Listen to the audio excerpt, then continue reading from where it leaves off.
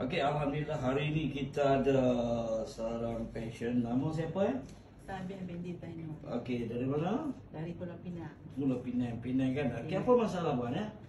Masalah saya tinggal berdesing. Okey. Bau rasa tegang. Itu rasa ada benda-benda jalan kat belakang. Berjalan macam mana tu? Dia bergerak naik gitu. Macam bewak macam mana pun juga? Dia sebelah kot dia bergerak naik. Oh, parah tu. Faham.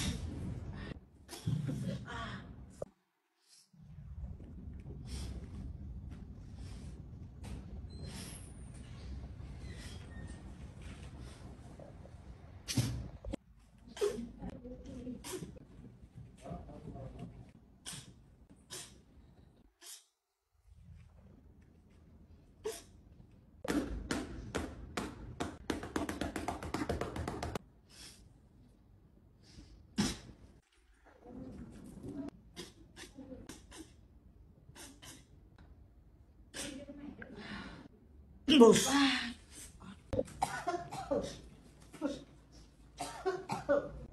Okey, Alhamdulillah hari ini sepasang insan daripada Pinang hari ini buat terapi. Apa masalah bagi tadi? Gangguan apa? Saya gangguan tengah berdesing. Terleher rasa tegang. Dan tak tahulah apa dia merayap ke belakang dia tahu macam dengan bewak ke pula kan tak tahulah. Habis tu sekarang rasa ringan hilang terus rasa tak ada apa dah. Okey, Alhamdulillah dah. Abang kau ada lah. Saya rasa lapang sikit lah. Dah ada rasa lapang buat rawatan di sini ni. Badan pun rasa ringan lah. Alhamdulillah lah. Terima kasih. Okey, nampak begitulah kehebatan Allah SWT. Okey, doakan abang ni terus sihat, bertambah rezeki, hidup aman damai, bertakwa kepada Allah SWT. Nah, okey, kalau ada masalah jangan pernah berputus asa. Sihir ke gangguan ke apa, insya-Allah kita usahakan. Tinggalkan komen, saya follow Cik Master di Azia Ma'arif dan kita buat